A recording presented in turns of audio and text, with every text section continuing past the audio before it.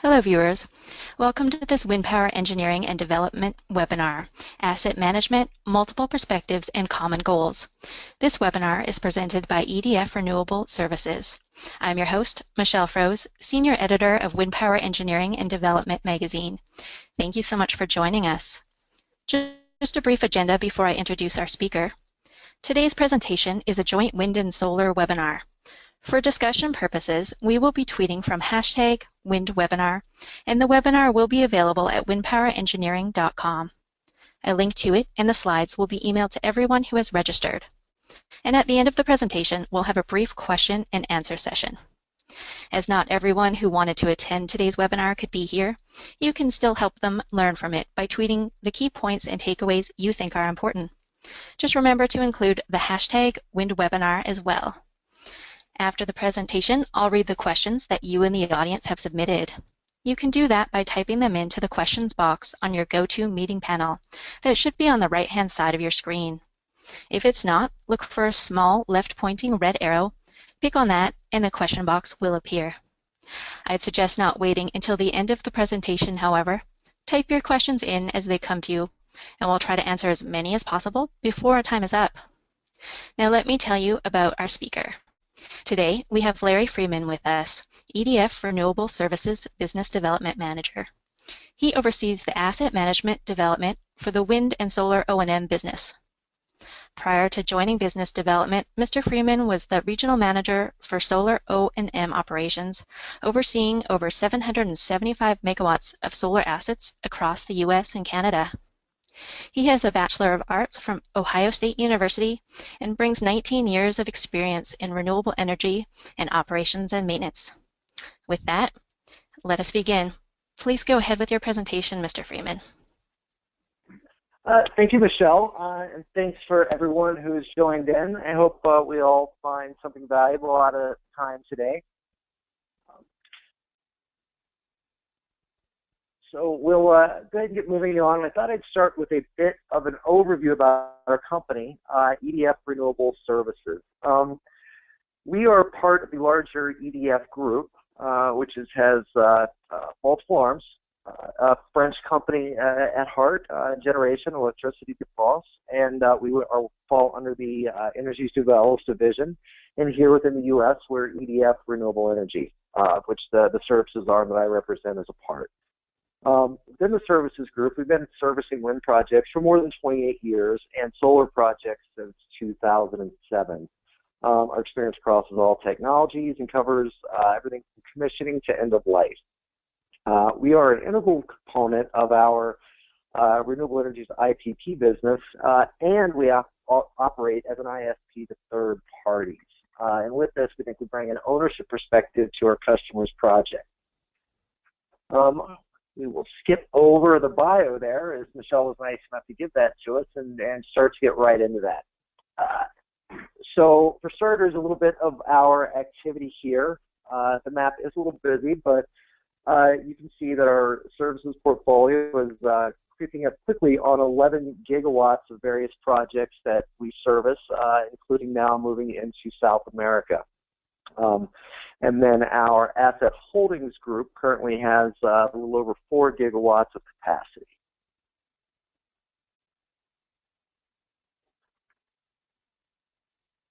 So what I wanted to start with in this presentation was a little bit about the landscape, a few future scenarios, and what this is going to mean over the next 15 to 20 years for the asset management marketplace, both from owners and from a service provider perspective.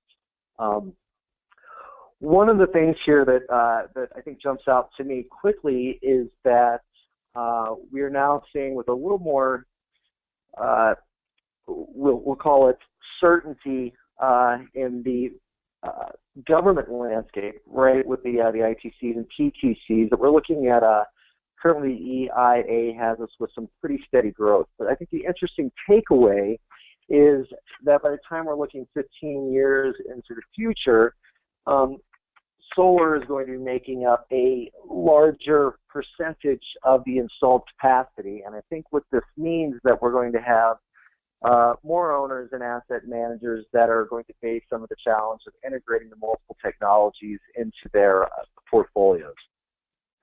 One of the things that comes along with this is the strategies. How do we scale to grow up and grow into this larger marketplace? And one of the first ways, and it's often the answer, is there's software ways that we can do it and cut down on the amount of people with spreadsheets that has been historically the sort of the core of asset management. The other one is inflection points, right? There are certain areas where it makes sense for people to bring more expertise in-house for them to do the services versus keeping more of it going.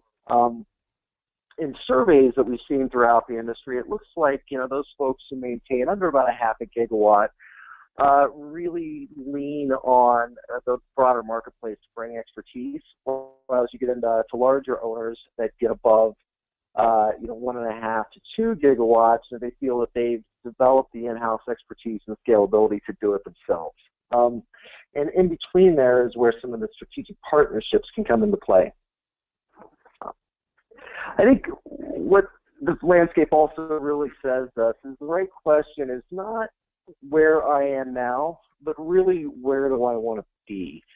And by this, what I'm referring to is what is the plan for your company's growth, right? Do you plan on maintaining a relatively small and fluid group of assets in your portfolio?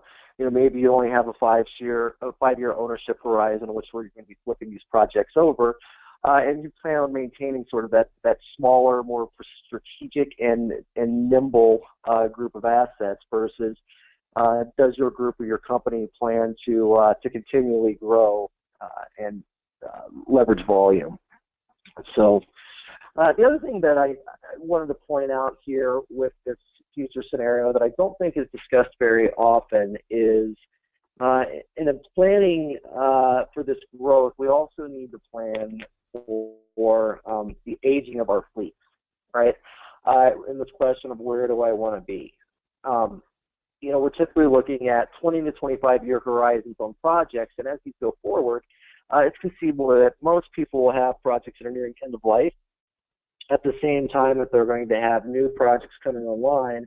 And these are going to be, with the different ages, also different technological generations and solutions within this that we're going to find out that not all answers will be appropriate for all projects. And as a result of that, I'm going to try to keep this presentation a little higher level and go into this because, as we always say, no two projects are the same. They're all their own, each beautiful and unique flower.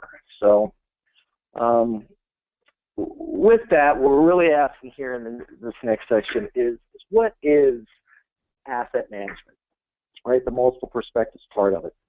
And historically, the physical asset management that we're talking about here was not a specific professional activity, right? There wasn't anyone not all that long ago that had a job title that was asset manager. Instead, it was a loosely organized set of practices. Now clearly this has changed today, and there's a whole group of asset management professionals, including professional programs and degrees to train people to fit this niche. One of these notable examples that was first used, which I think is very interesting, is the aviation industry. The U.S. Air Force, specifically at the start of the Korean War, was using failure analysis to probe relationships between preventative maintenance and failures in their components in their fleets. And this gave rise to a new way of thinking about projects, which is really the art and science of making the right decisions to optimize the life cycle performance and profitability of projects, right? And within this, of course, we always have to remember that there are resource constraints, right? Anybody who works with projects understands that there's lots of great things that we could do, and in most cases, the budget is strictly prohibitive in that case. One of the interesting things is with this development of asset management, the original question was somebody smart figured out that, hey, there's something here worth looking at. And the follow-on question was, well, how does this drive our financial decisions on the projects? And today we're in a position to where we know that there's a lot of money on the line, very expensive assets out there, and now asset management means how do we look to maximize our returns on that investment, and how do we leverage the technology to do so? So first, asset management is, first and foremost, it's a way of management thinking, right? It's as I say here, it's as much a paradigm, a conceptual framework as it is a definition. If you think about what we're doing here and telling the story and that this fundamental aspect of asset management, we're really trying to get the information to decision makers in the form of a business case, which allows for the sound investment, operations, and maintenance and capital spending. Now, I think a very current topic, the exact opposite of using an asset management framework for your organization is frankly what's happened, unfortunately, with the Flint water crisis. In this case, we saw the polar opposite of asset management thinking, where it would appear now, others may disagree with me, that what we saw was a short-sighted, purely financial decision to switch the water source for the city for a savings of a few $1 million in the short term, without thinking about this as really a way to treat this asset, the water management system, that now the short-sighted few $1 million in savings, I saw a number recently, maybe as many as $75 billion in liabilities. So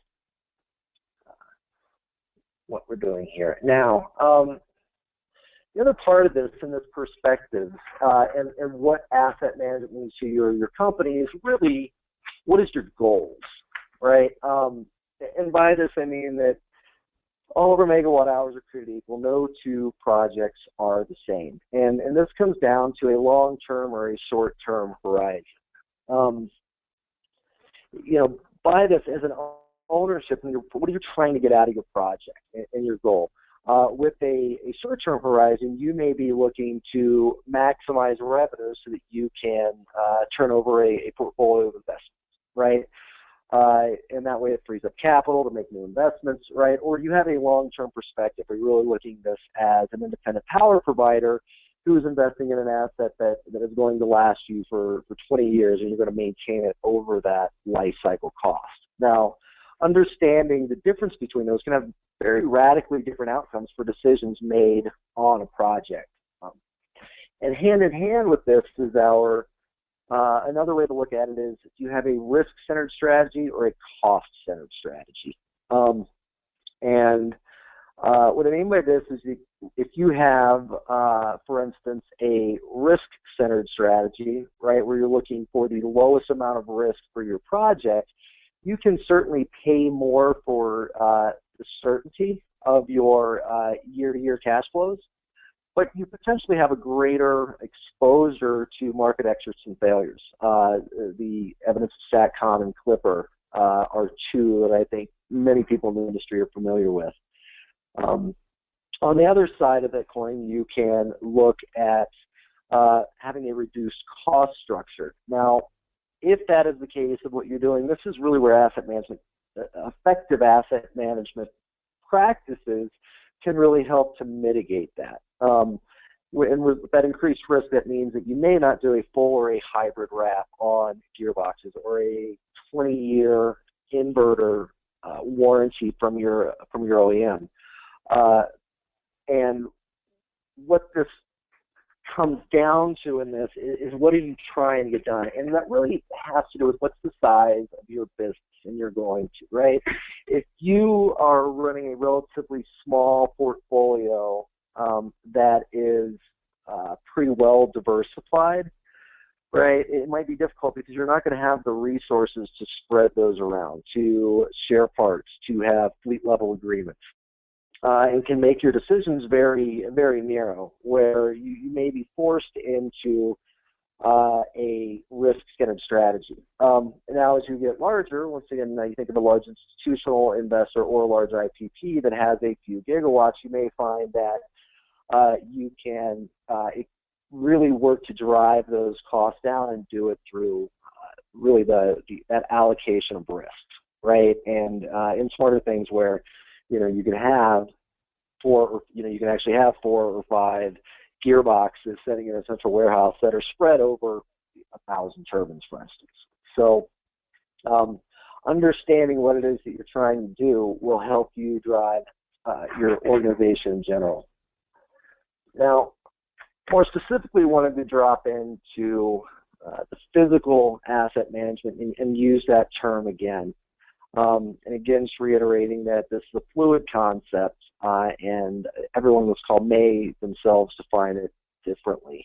But really what we're talking about is a system to minimize the total cost of operating, maintaining, renewing assets within your resource constraints, while balancing an acceptable level of risk to the organization.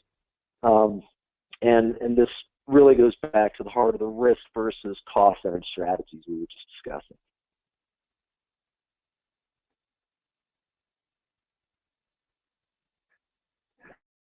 And as part of this, really, it's about understanding our assets, the demand on the assets, the condition and remaining useful life, risk and consequence of failure, and I'm going to come back to the consequence of failure here shortly, and feasible options to repair, refurbish, replace, and the cost associated with these. The higher confidence we can have that our decisions are the lowest life cycle cost strategies for sustained performance, then we can have the performance at an acceptable level of risk. And one of the things that I think I'd like to stress here is that if you refer back, earlier to our cost versus risk or our time horizon, right? One of the things that we often see is that we have, say for instance, a 1.5, a turbine rated at 1.5 megawatts. We know that through some parameter changes, some really enhanced methods of operation, that we may be able to squeeze 1.6, 1.7 megawatts performance out of this. But that also comes with a higher demand on the asset, right? The equivalent would be, your car may run comfortably at 120 miles an hour for a short period of time, but you don't get in your car and drive at 120 miles an hour every day, right? You're essentially wearing that out. Bearings, moving parts, generators, really these have a life cycle that is dependent upon the number of uses put through them, right? And if you're using the equivalent of 30,000 hours of expected life cost on a given main shaft bearing, and suddenly the increased speed and stress at the higher output is really bringing that 30,000 hours down to 25, right? And now suddenly it's going to cause 2 replacements over a 20-year period versus 1 replacement. You may have to look at whether or not that increased performance is actually increased returns on the project, right? You may be eating all of that up in increased downtime and repairs or more. So the strategies and the long-term outlook is what's really going to drive this perspective. And now, I said earlier that we're looking at a management paradigm and a body of management practices. But I also want to draw the fact that this asset management can also refer to a specific asset or a project. Because what we're looking at here is a requirement to continuously deliver service levels that stakeholders desire and that the regulators require. And some of the knock-on effects of this that we start to look at risk, overrunning projects, maximizing information, or decisions that are made is, that goes with it, do we have LDs for not meeting guaranteed output levels for the project? Do we have the potential for other fines and penalties that come with this because it's trying to operate a project outside of the interconnection agreement standards? And then also is how these things could produce negative effects in the credibility of your organization and your reputation. If you think that you're going to follow the IPP model and you have, let's say, with generic core as your PPA off-taker, and you have failed to deliver on a project well, that can put you in a very difficult position, or at least under increased uncomfortable scrutiny when trying to interconnect another project. So, I would just stress that please, understand that all of these things do become interconnected. So, with that part of it out of the way, I want to move on to really now, what are we trying to accomplish with all this? Understanding that asset management doesn't mean the same thing to all of us, nor that even within the same meaning that it's always the same answer or drives with the same goal. What we're doing is we're balancing the costs, opportunities, and the risk against desired performance of assets to achieve your organizational objectives. I sort of underline that there for everyone, your organizational objectives. And then considering this over different time frames. In the very short term, you can look at, for instance, things that you can do, such as you've had a terrible first half of the year from a resource perspective. Wind was down, sun was not shining, and you then look to make adjustments in the second half of the year to recover some of that, and that could include deferred maintenance, shortening of the maintenance cycle, those types of things. And again, with this overall balancing of cost, opportunities, and risk, you could very easily do that, but the real art is in then quantifying if you're going to make these changes into your operational plan for the year. Can that have further knock-on effects, right? Are you just deferring this into the first half of next year and hoping for better outcomes, or are we actively managing the process?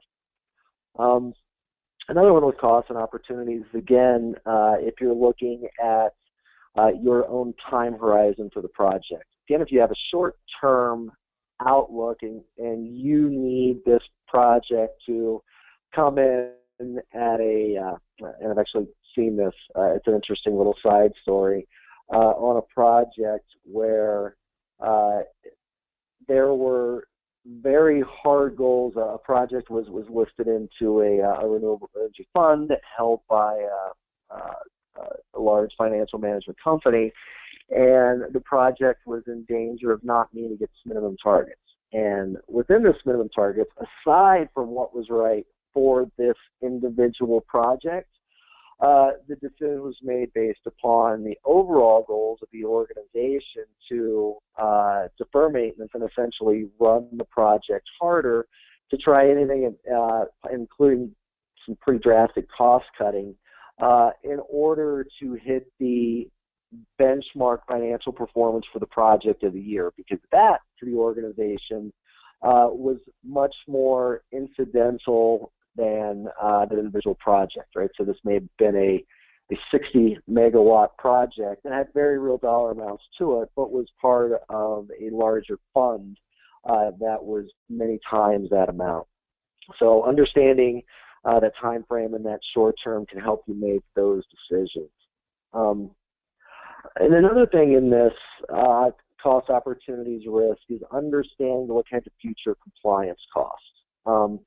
And with this, I think probably one that we're all seeing in the industry these days is NERC, right? There are many projects today still that don't fall under all requirements and standards, but what we really need to be looking at from an asset management perspective is not just what are those now, but what happens in 2017 or 2018 or 2019, and understanding that we can make efforts today towards offsetting those costs in the future. And once again, is that, today, tomorrow, where's the right place to put those costs or those efforts? And another one with this, I would say, is that the danger that we're probably all guilty of sometimes is waiting for technological solutions to evolve that may not be ready in doing this opportunities. And things for this I will say is, you understand that an OEM is working on, as an example, an up tower repair solution to defer crane costs, right? And as a result, you're hearing from them that, we're going to have this ready, they're engineering, and while we're at it, we're going to do this retrofit with this fantastic new cheap condition-based monitoring system. And if you can wait till first quarter of next year, we can do that there and make this project, save $100,000 on this repair. Now that seems like a very real answer, but to be considered is what happens if that does not pan out, right? And so you get into the next year and you've deferred maintenance, say on a bearing or a gearbox, where you're starting to see some wear, right? And you know that now you can do a repair to stop a catastrophic failure. You can plan ahead for your cranes, all of the things that go into the most efficient use. And you've chosen to defer that, run a little harder for the cheaper repair. And if that's not available at the time, you may have just drastically reduced the life expectancy of that piece of equipment. So just understanding that it's the balancing of these costs and opportunities that has to be kept in account. And another one I would point out too here is that in this forward-looking time frame, balance of costs and opportunities is no one ever seems to budget enough for software upgrades, right? I think we're all familiar if we think about, Windows XP no longer being supported, or any, take your pick. On a 20 to 25 year project, if we look back now to 1996, 1991, right? How many times have we essentially completely overturned our technology or software that we use even in our daily business? And yet we have this assumption that we buy a turbine or an inverter, a SCADA platform, and we're going to use another historian and another set of software to analyze the data and bring it all together. And yet we tend to have an oversimplistic view when we take this long-term view of projects that those costs are going to remain level, to remain at a very low level for the life of the project. And I think that history has told us that that's not necessarily the case. But I would also point out that technology, it can really come down to be an opportunity and allow us to do ways to be more flexible and more efficient in the future.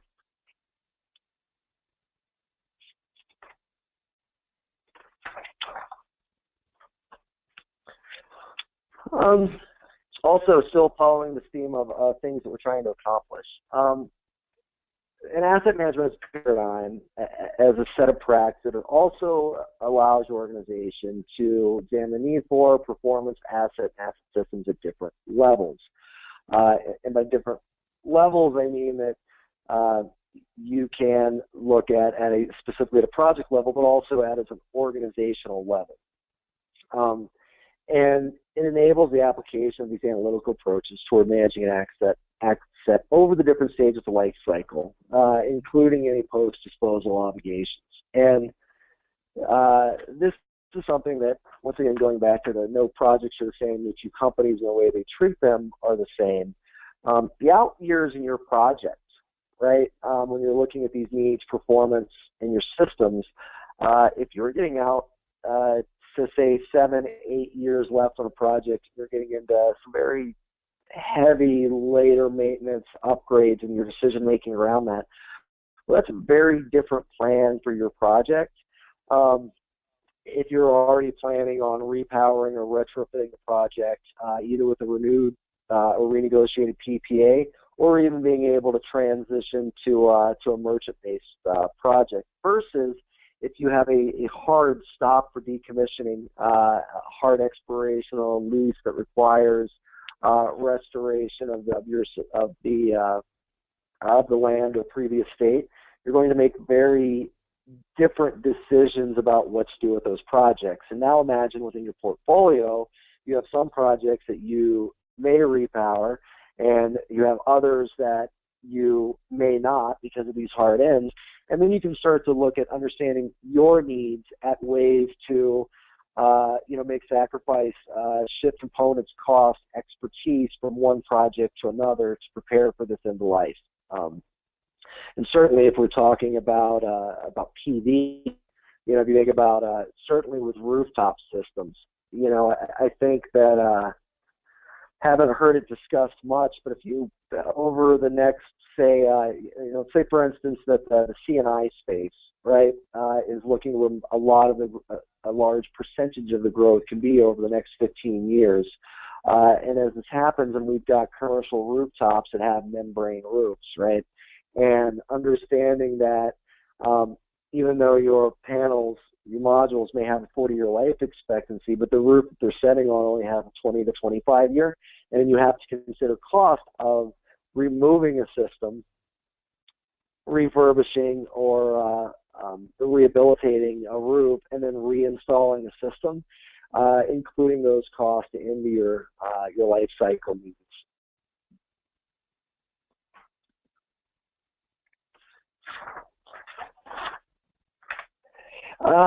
And I think finally on this topic, I'd just like to say that, so asset management, it's the art and science of making the right decision, optimizing delivery of value, and I emphasize value.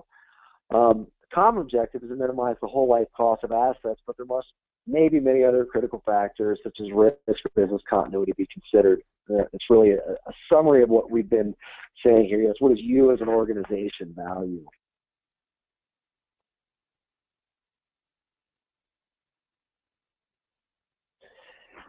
Now, this next one is a quick one I just wanted to throw out there as we're moving into the next part of this presentation is I put up a very obvious and simplistic Venn diagram to give you this idea of holistic asset management. And really just what I want to stress is that even though there are, if you're to look at a scope in your project administration agreement, third-party services agreement, what have you, is that we would tend to break scope items down into very unique obligations. And they often seem to exist in isolation, but really all of these things are tied together. And if you have financial deliverables, that can affect your ability to do technical, contractual, and back. And so just wanted to make the sense that, we really have to look at these systems and all of your obligations as a whole. Now, getting into as we talk about the three subsets, sort of facets of what we're doing here in asset management, I'll just quickly point out that right at the center of all of this is the project company, right, and that is where this core of asset management resides. That's where the revenue comes in, is dispersed, and then going out to all of the different obligations that you have to pay that out. And so that understanding this cash flow and these relationships has to be key in driving decision making. So one of the key aspects to this financial, I guess first off I want to say that as I'm discussing these financial implications of asset management as a system here, that there are a lot of the what I call the thou shalt, right? And those mean the thou shalt ensure that 1099s are completed by this date. Thou shalt ensure that the budget is agreed upon by December 1st of the year, right? Those are, we're actually set those aside for now. We're going to come back to those. But really talking about this financial part, I want to talk about the management of failure in the asset base is highly constrained by cost. I think we all know this, but the short answer is we're typically not willing to pay for zero likelihood of failure.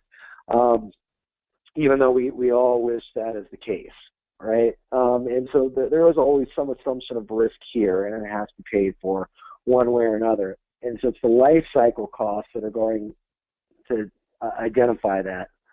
And also in this, to understanding this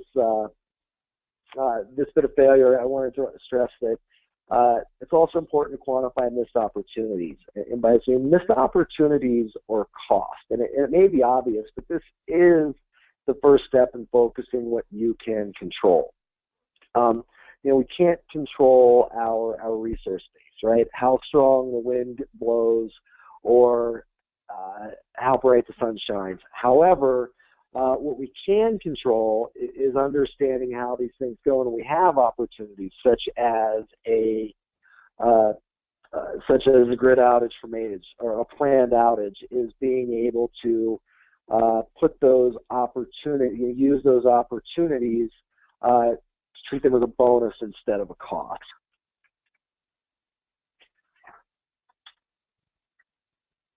And in this, some key considerations for thinking about how your components of physical asset management drive the financial returns on your project is that different components have different probabilities of failure. This is determined by the age, materials and assembly, operating environment, usage, and maintenance. So, we tend to, and certainly when we get into out years and projects, early on in a project, we consider probabilities of failure. There's one, always the high. We have an initial warranty period because of the bathtub curve and failures, right? A lot of these manufacturing installation errors are going to show up early on. They're warranted, and we expect that to be the case. But as we move further down out of the warranty period and into the remaining useful life of the asset, we need to focus on what are failures we can control, we can predict, and then which ones to put the most efforts and resources to. So, in this, we have single points of failure hold a far greater consequence in the event that failure happens. So, understanding with this probability, but then also consequences is a good method for determining where to put your resources.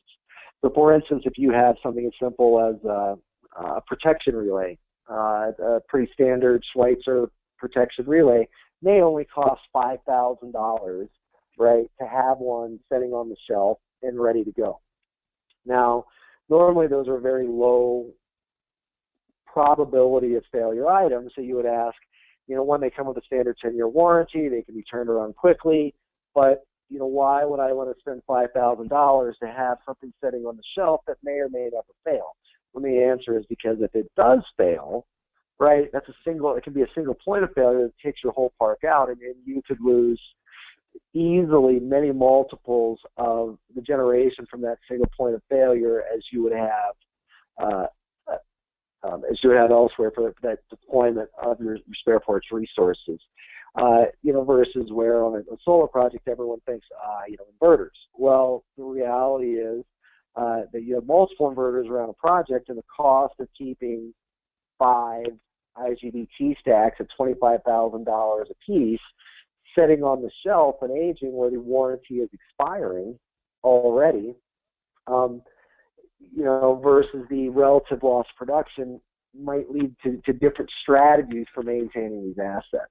So to achieve the lowest cost, you got to understand how our assets fail, what the mode is, and which process practices can we manage those failure modes, right?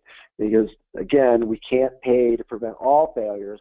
All we can do is prepare to minimize the impacts of those. Next, this financial really leads into technical expertise. And apologies, I had a slide there. And by this, I mean, the thing we're going to get to here is you can't just look at the data. You have to know what it means. This is also an obvious statement, but there's probably some nuance to it that's often lost. Many of the things that we see here, when you look at the data, are things that look big, right? We have to be careful of masking. You have a problem in this data that it looks big, but if it's something you can't control, having the ability to strip that aside and focus on what appears in relative magnitude to be very small, but something that you can directly control, right?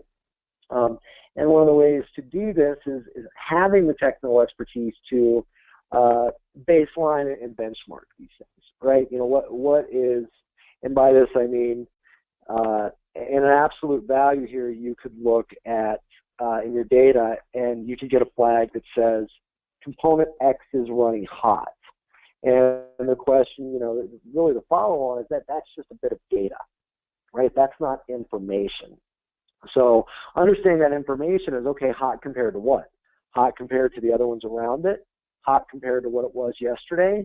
hot compared to the outside temperatures, right? And so having the ability to separate out the signal, the noise, and really draw information out of the data is the real art of asset management.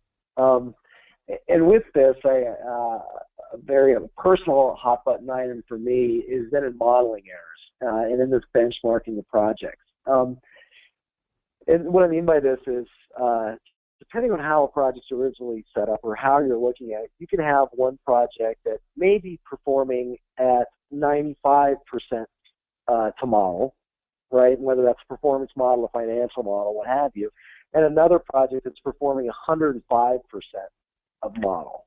But without a way to benchline and compare these, right, you may think that, oh, the project that's 105% of model is doing fine, it doesn't keep my attention now. But truly understanding that just because of the underlying assumptions in the model that your 95% project may be outperforming the 105. And the 105 project is really where you need to focus your efforts or where your efforts can yield the most fruit. So benchmarking, baselining, and watching these modeling errors. And then to go along with this is data and information is watching the trend process. One of the sort of very first level asset management project performance reports that you see tend to be snapshots over a given period of time, right? And they will be, we did this well this month, and we did this month compared to budget, and this is relatively a very simplified graph of where this puts me throughout the year. And really what that does, it makes these reports snapshots, right? But what we need is a movie or a moving picture and not a portrait. And so also this ability to take the information, turn it into trends that can be followed, and then separating out the signal and noise so that efforts can be focused where they can have the biggest return for your project. And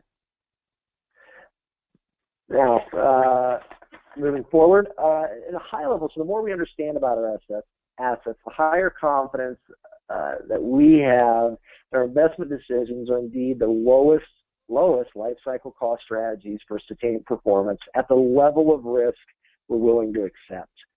So the questions we should be asking here are the demands on our assets, right? How hard are we running them? How this is affecting their life cycle, future planning, leads to the condition or remaining useful life, risk and consequences of failure, and then understanding that when we do have failures, what the feasible renewable options are, and repair, refurbish, replace, and the cost. And just stress that feasible does not necessarily mean there's technological feasibility and there's financial feasibility as we go into this. Now, we'll try to, I apologize, folks, I'm going to try to, I know we have some questions. I'm going to try to get through these last slides here in time for those. So by all means, if anyone feels that I'm going over something too quick, go ahead and get a question out and we can come back to it. So moving on, next question on technical expertise. Ask yourself, do you have the technical expertise available when you need it? Very few organizations, ours included, can afford to keep every possible specialist in-house. So this part of the art of effective asset management, knowing who to go to for help, when to seek out that help, and then already having contractual relationships in place to act quickly when needed. I've far too often seen that a project was developed by one company, flipped and sold to another, and as part of this, the original protection coordination study was done by yet another party as a subcontractor to another party, and they're the ones who hold the model to quickly turn around the potential needed tap change for voltage, for interconnection voltage. And an issue comes up and it needs to be dealt with, but you have no direct contractual relationship from the project to this original service provider who was a sub to us, and you lose valuable time. So identifying those, who to ask, when to ask, and then pre-planning for drawing upon those resources is invaluable. And then the other part is, do you have the technical strength within your group to effectively manage the counterparties whose interests are not aligned with yours? Very blunt statement here. As an asset manager, you need the ability to call and prove shenanigans when someone tries to turn an unexpected event into a windfall for themselves. When you see that, oh, this terrible thing happened on your project, and I can fix it for you, and it's only going to cost you $1 million, right? If you're up against the wall and watching, tens of thousands of dollars a day in lost production bleed out, in which, remember, you can't recover that energy. All you can do is shorten the return to service time to lessen the impact. You have to be able to know whether that technological solution that's being offered is in the solution provider's best interest, or is it yours?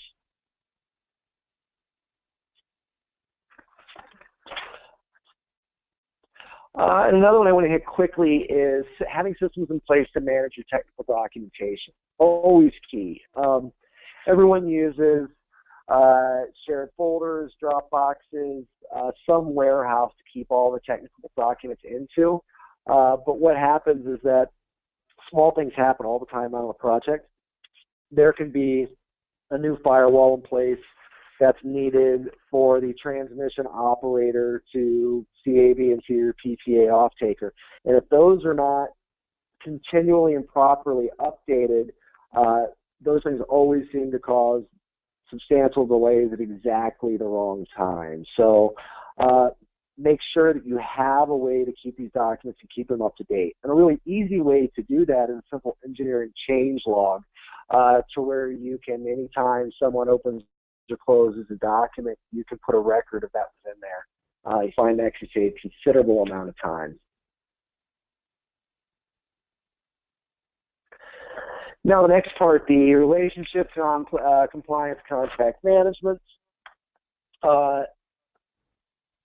Quickly, I said it's referred to earlier as the thou shalt. This is really about the thou shalts, right? You're filing insurance, financial statements, warranty documentation. This sometimes seems like the easy part until it isn't. It's all too common for a warranty or an insurance claim or a request for delay or stay to be denied because the right thing wasn't done the right way at the right time. So maintaining the good faith, positive relationships when you have these unforeseen events can keep them under control. Remember that you can't be both efficient and scalable, that is profitable in projects and keeping this together if you're constantly putting your effort into fire drills. Unfortunately, we don't often spend enough money on fire prevention. So just a note here to have yourself a good set of compliance management software. And frankly, there's many providers out there in the market who can do it at a, frankly, remarkably cheap price.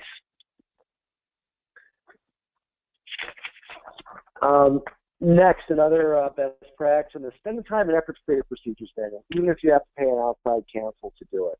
It's a concise document that takes all of your counterparty relationships, your agreements, and puts them together into a thou shalt or to-do list for you.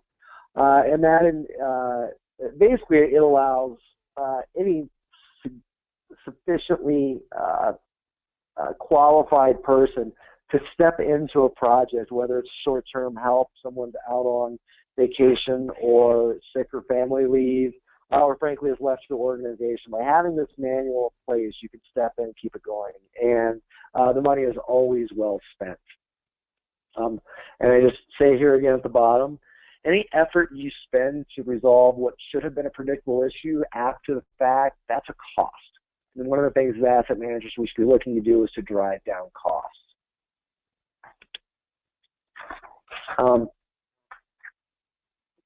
With this, I just wanted to throw up for everyone here, the names in this have been changed to protect the innocent, but quite literally. This is a little sheet that we had to put together for a project to lay out who all of the entities with a contractual claim or stake in the project are.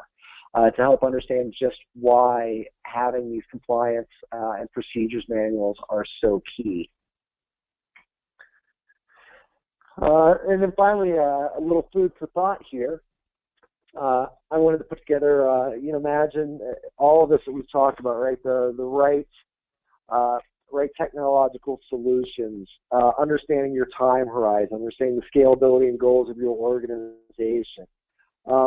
To just put a real simple number on it here at the end, you have a 150 megawatt project of whatever technology operating at a 25% capacity factor, a $40 PPA, a 1% increase in production today that can be sustained over the life of the project is going to pencil out in today's dollars, no fancy inflation, no adjusted rate of returns, $2.6 million increased revenue. There's a lot of ways to get that 1% out of a project. Some are expensive and some are cheap. And the question would really be, in the art of asset management, is it really a no-brainer to invest $500,000 today to see these returns, right? The answer is, well, maybe, maybe not. Not if your project horizon is only 5 years, because you're not going to see all of those returns. You're going to break even.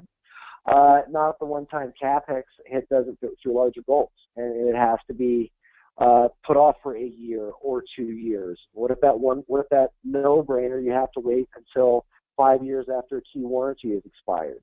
Well, then that's actually not the same return. What if that $500,000 investment, which leads to $2.6 million in return, which has now been brought down, actually in a really fine-grained analysis means you've also increased maintenance and downtime costs by a commensurate amount.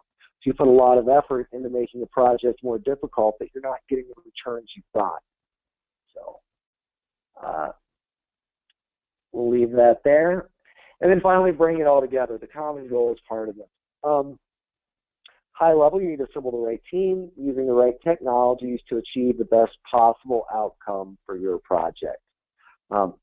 Every group has their own different long-term objectives, but they share the common goal of an asset that produces the most value at the lowest cost. Use those words again, value and cost. Their common goal is de-risking your project, right? Different ways to do that. You can do that with a full wrap, a hybrid wrap, where your cost/risk formula moves towards increasing fixed costs, lowering risk, or if you're able to increase the risk and lower your costs, and understanding that all different technologies require different asset management solutions, but the principles for effective management of a generating physical asset are the same. And with that, with just a few minutes left to go here, I'm going to turn this back over to Michelle and let her find out what kind of questions we have from the audience. Great. Thanks so much for the excellent presentation, Mr. Freeman.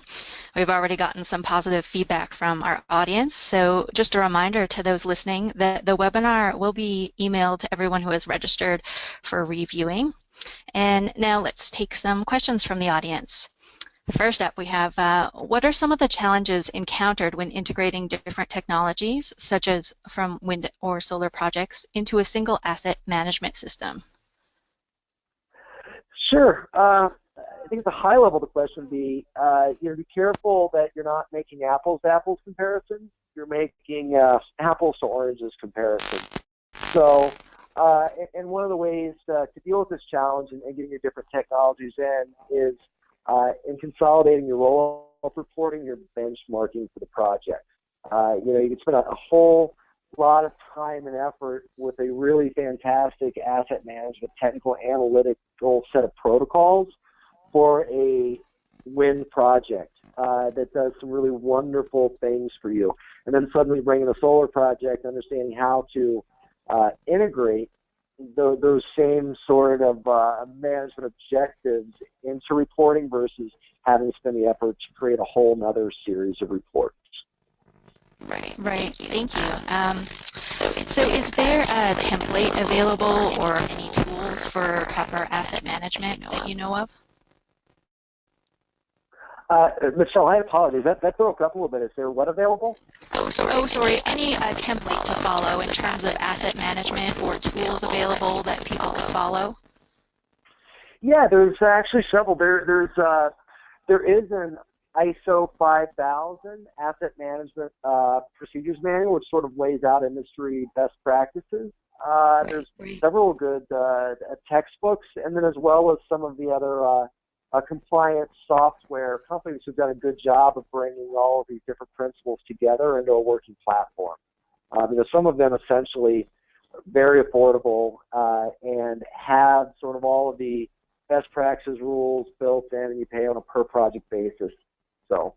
Sounds perfect. Thank you. Another question for you. What are some of the biggest challenges in implementing a scalability solution? Sure, scalability solutions. So I think probably one of the big ones on that is standardization.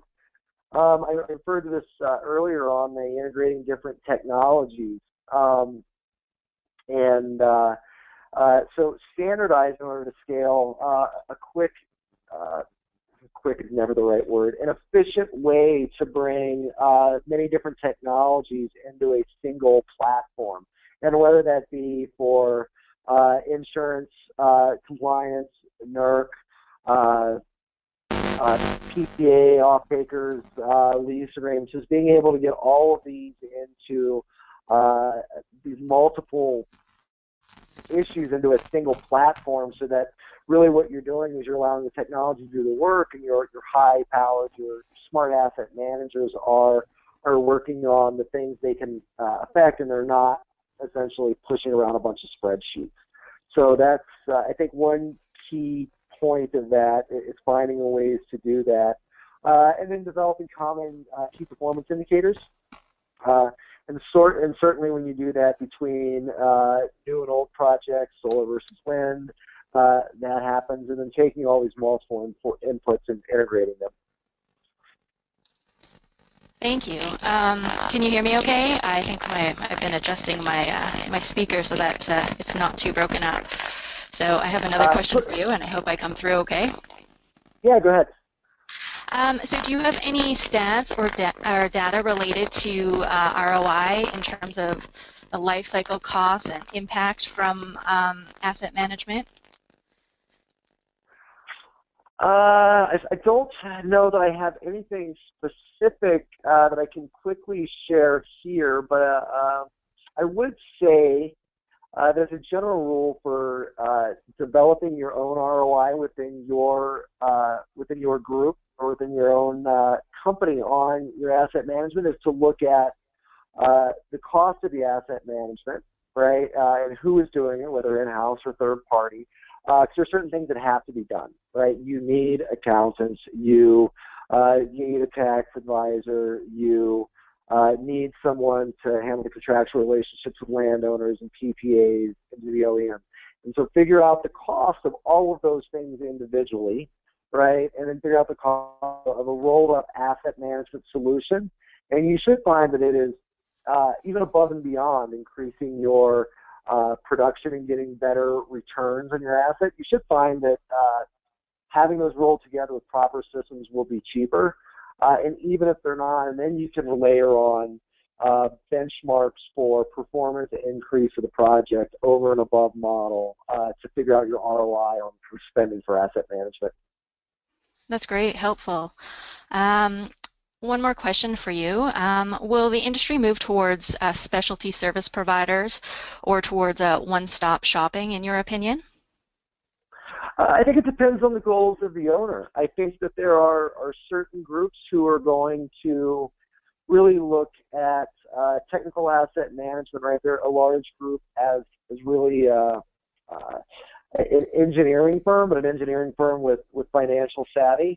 And that's the part they can handle while they're, accounting, tax. Some of the others can be handled in-house, if that's your own goal and your perspective. Where there are other shops that may strictly be, for instance, an investment firm. And that investment firm may have no desire to make those choices in-house, and they are the ones that may, for instance, be looking towards the one-stop shopping solution. So I think it depends on very much on your internal projects and what you're trying to accomplish, or your internal goals, I should say. Sounds good. Thank you so much, Mr. for your presentation and your questions. We're at the end of our allotted time today, but once again, this webcast will be available for reviewing at windpowerengineering.com. One final message: you can follow Wind Power Engineering on Facebook, Twitter, and LinkedIn. And this concludes our presentation today. I'd like to thank Mr. Freeman for his great insight and everyone else for their time and attention. From the staff here at Wind Power Engineering and Development and from those at EDF Renewable Services, we wish you a wonderful and productive day. Thank you.